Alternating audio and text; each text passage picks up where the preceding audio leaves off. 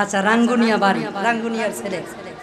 ওনার উস্তাদের নাম শামসুল হক ফরিদপুরি, ওনার উস্তাদের নাম আশরাফ আলী থানি, ওনার উস্তাদের নাম রশিদ আহমদ গাঙ্গুহি, ওনার উস্তাদের নাম শেখ আব্দুল হক মুহাদ্দিস দেহলভী রাহমাতুল্লাহ আলাইহি। সুবহানাল্লাহ বলে।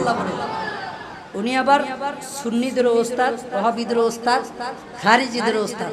ওনার কয়েকটি কিতাব মাদ্রাসায় পড়ানো হয়, সময় থাকলে বিস্তারিত আপনাদেরকে শোনাইতে হয় ইনশাআল্লাহ।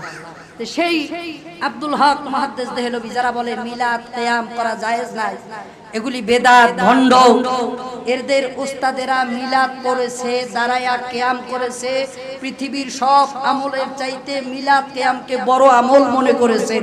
চিল্লায়া বলেন সুবহানাল্লাহ। আসেন, আব্দুল হক মুহাদ্দিস দেহলভী রাহমাতুল্লাহ আলাইহি তিনি